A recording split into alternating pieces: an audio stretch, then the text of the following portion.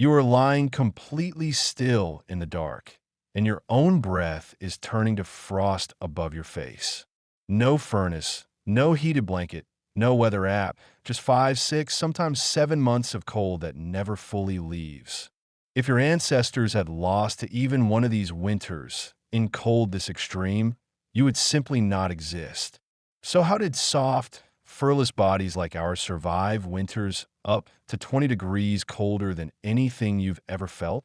This is Knock, and pressed tightly against his leg for warmth, shivering despite his own thick fur, is Ash. Even a wolf, built for cold, is not built for a cold quite this brutal, and Ash wants everyone to know it. And the real reason his people made it through winter after winter isn't luck. It's three inventions stacked on top of each other.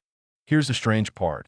Almost everything that kept that camp alive, your own body still quietly remembers how to do. So let's start with the part nobody expects. Humans are biologically one of the worst equipped mammals on Earth for cold. No fur, no blubber, no built-in coat, just bare skin, thin fat, and a body that overheats before it freezes. A wolf can sleep directly on open snow all night and lose almost no body heat at all. A human left exposed the same way can lose dangerous amounts of core heat in under 30 minutes. According to prehistorian Ian Gilligan at the University of Sydney, this is exactly why clothing wasn't decoration. It was survival. During the coldest stretch of the Ice Age, European winters ran roughly 15 to 20 degrees colder than they do now. In 2020, climate scientist Jessica Tierney at the University of Arizona mapped it precisely.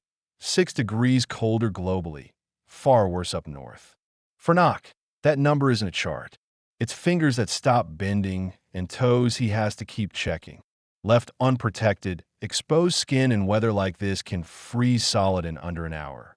Then, one missed layer meant losing a finger.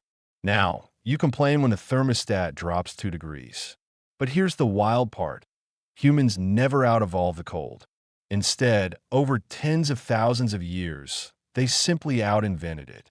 And the very first invention wasn't fire. It was something far smaller, sharper, and easy to lose in the snow. A needle, barely longer than your thumb, carved from bone, with a tiny hole drilled through one end. Archaeologists have found eyed needles like this one in Siberia dating back roughly 40,000 years. Before the needle, people draped hides over themselves. After it, they could stitch clothing that actually sealed out the wind. Gilligan calls it a thermal revolution. Fitted layers trap warm air against the skin instead of letting it leak away. A well-dressed hunter could be wearing up to 3 separate layers, each one doing a completely different job. Someone in Knox camp spends every single week just sewing, mending, and resizing clothes for growing children. Then, a torn coat could cost someone their fingers by morning. Now, you buy a new one in 10 minutes online. This single tool, the needle, may be the reason humans could live anywhere on Earth at all. But clothing alone wasn't enough. At some point, every single night, you still need somewhere to actually sleep. If stories like this, real survival, not myths, are the kind of thing you like, hit subscribe before we go on. And on the coldest, most exposed plains in the world, the answer to shelter came from something enormous. Mammoths. Or rather, what was left of them after a hunt. Skulls, jaws, ribs, and long curving tusks. In what is now Ukraine, people built entire homes out of mammoth bones roughly 18,000 years ago. Each circular home stretched about 5 meters across, its walls built entirely from interlocking mammoth jawbones. Dozens of tusks were socketed upright into the walls, then bent inward to form the frame of a roof. Animal hides were stretched tightly over that frame, sealing the whole structure against the wind and snow. Researchers believe these homes were built during the single coldest, harshest stretch of the entire Ice Age. Inside one of these shelters, a whole family, sometimes an entire small group, would wait out the worst months together. Then, your home was built from the bones of the animal that nearly killed you hunting it. Now, You complain when the elevator in your building is out for a single afternoon. These weren't caves people simply found. They were homes people deliberately engineered, bone by bone, to survive. Camps weren't placed randomly. People deliberately chose valleys, riverbanks, and low ground that broke the worst of the wind. These sheltered pockets, sometimes called refugia today, could be several degrees warmer than the exposed plains just beyond them. But even the best-built shelter is useless the moment the fire inside it finally goes out. In cold this extreme, losing the fire for even one night could mean losing everyone inside it. So keeping that fire alive wasn't sure. Through an entire Ice Age winter, it was a full-time job. Someone had to feed it, watch it, and protect it in shifts 24 hours a day for months. In some camps, a single fire was never allowed to fully die for months at a time. But fire and shelter only solve half the problem. Every single body inside still needs fuel to burn. So in the short weeks before winter, entire camps worked almost nonstop to store enough food to last. In late autumn, hunters would target reindeer specifically for their thick fat reserves built up just before migration. Meat was buried in natural ice pits, frozen solid, and dug back out whenever it was needed. A single well-stocked cache could hold enough fat and meat to feed a small group for weeks. The frozen ground itself became one giant, natural freezer stretching underneath the entire camp. But not all food counted equally. Fat mattered more than meat because fat is where real winter calories live. Bone marrow, animal fat, and stored organ meat were treated as treasure, saved carefully for the hardest weeks. Then, running out of stored fat by midwinter could be a death sentence for the whole group. Now, you sigh when your delivery app says the nearest grocery store is closed. Every single portion that winter was planned, rationed, and shared because nobody could afford to waste it. Clothing, shelter, food.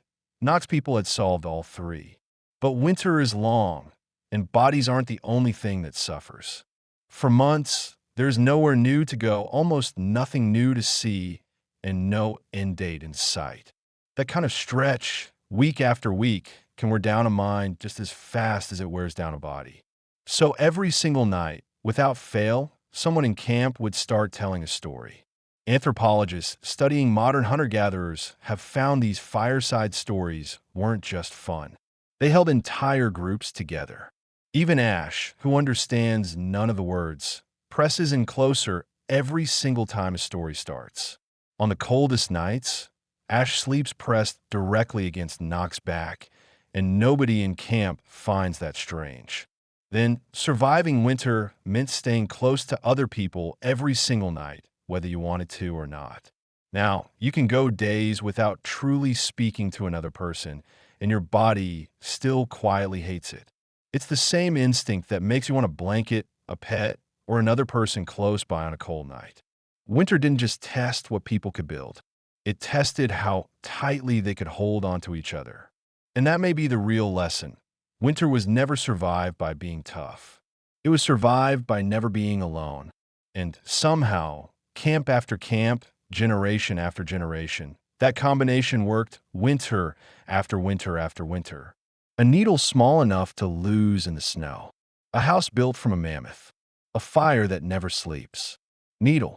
Shelter. Fire. Fat. Each other. 5 separate inventions, all needed, all working at once, every single winter. And a group of people who simply refused to let each other freeze, night after night after night.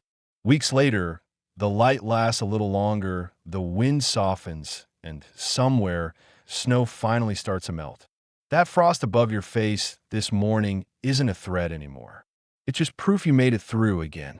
Even Ash finally stops shivering, stretches once in the sun, and pretends he was never cold at all.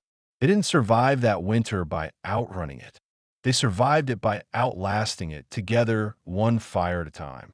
And every single winter you've ever survived, you did it with the same 3 tools: cover, shelter, and people. Same human, different world. So tell Knock in the comments. What's the one modern winter comfort you could genuinely never give up? And if you think winter was hard, wait until you see what Knox people had to do just to fall in love.